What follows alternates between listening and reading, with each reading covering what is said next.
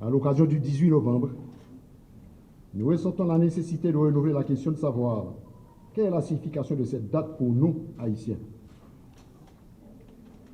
Reprendre un tel exercice est d'une importance capitale dans la mesure où il nous replace dans le bain, attise notre conscience de peuple, nous rappelant que nous ne sommes pas venus de nulle part. Au contraire, nous avons une histoire, peut-être la plus belle du monde, dont nous sommes en droit de nous enorgueillir légitimement. Et nous tous haïtiens, nous avons l'impérieux devoir d'agir en conséquence. Conscient des responsabilités qui étaient les siennes en tant que plus haut gradé de l'armée indigène, le général Jean-Jacques Dessalines avait compris que le moment était venu pour changer le cours des choses à Saint-Domingue.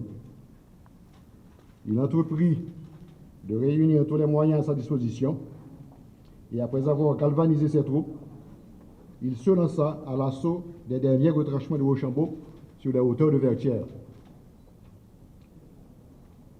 Malgré un terrain malaisé, en raison des conditions peu clémentes de la météo, malgré la menace des canons français, les troupes indigènes ont réussi l'exploit de porter les troupes de Rochambeau à capituler.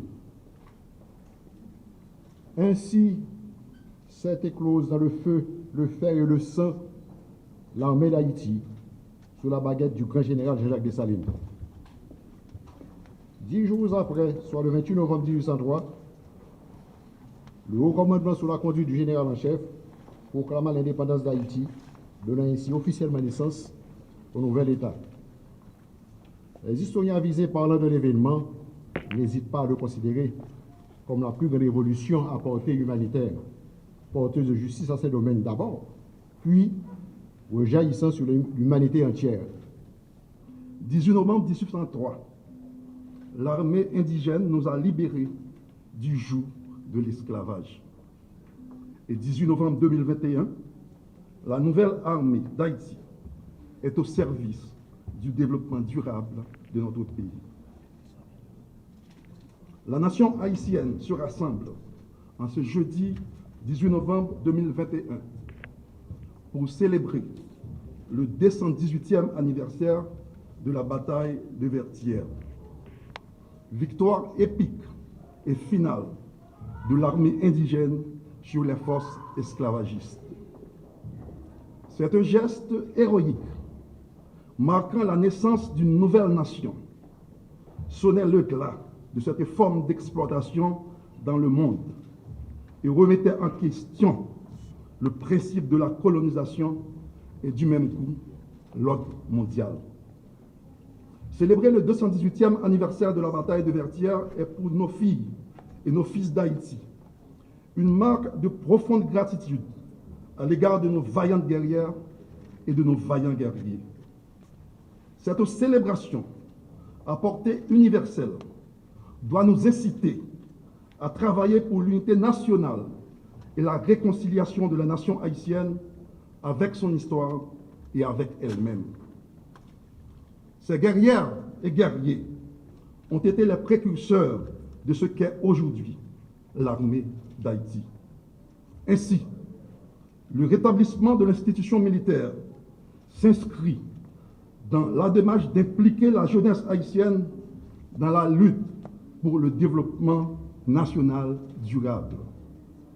Ces jeunes ont compris parfaitement et partagent la nouvelle vision qui sous-tend la nouvelle mission dans une approche, je dirais, dissuasive, basée sur la défense civile. Chaque année, nous avons rendez-vous avec l'histoire, le 18 novembre. C'est plus qu'un devoir de mémoire, lequel peut nous aider à mieux comprendre le présent, mais aussi, et surtout, à mieux préparer l'avenir. En ce 218e anniversaire de la bataille de Vertières, il est venu le temps pour nous autres Haïtiennes, Haïtiens, de refaire l'histoire sous une autre forme. La bataille de Vertières du 18 novembre 1803 est l'aboutissement de la volonté d'être libre. La victoire des troupes indigènes sur l'armée napoléonienne a ouvert la voie à l'indépendance et à la souveraineté nationale. En dépit des antagonismes qui les opposaient les uns aux autres, esclaves et affranchis, noirs et mulâtres, ont eu l'intelligence d'opter pour l'union et le tête ensemble. Le général de l'armée française, Rochambeau, a dû pour la première fois de sa carrière militaire faire face à des soldats et des généraux épris de liberté. Des combattants qui croyaient que l'arme la plus puissante n'était même pas la baïonnette à la pointe du fusil, mais de préférence une prise de conscience collective qui conduisit au triomphe de cette journée historique à travers le cri de guerre « Grenadier à l'assaut, ça qui mourit, affaires ». Maintenant, la transcendance de 1803 devrait aujourd'hui être le maître mot qui guide nos actions. Nous ne pourrons jamais affronter les défis de l'heure en grain 5.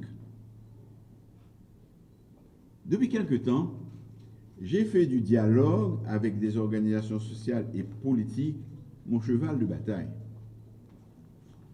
Cela m'a permis d'aboutir à un large consensus, à un accord politique pour une gouvernance efficace et apaisée, dont les retombées seront profitables pour toutes les filles ainsi que tous les fils de la nation. Je persisterai dans cette démarche avec détermination et opiniâtreté, car je reste convaincu que cette voie qui privilégie le dialogue et le consensus nous conduira à bon port. Nous avons l'obligation de rééditer 1803 à cause des urgences et des problèmes auxquels fait face notre nation. Nous sommes entourés de groupes armés et nous sommes tous prisonniers. Monsieur le Premier ministre, tout le monde souffre. Et si les groupes armés n'ont pas encore exécuté un génocide dans le pays, c'est parce qu'ils sont encore des humains. La menace plane sur nous tous et nous devons nous mettre ensemble pour rayer ce mot. Il nous faut, pour redresser la sécurité, au moins un char d'assaut. Combien coûte un char d'assaut? Au moins 2 véhicules d'assaut et un hélicoptère de combat.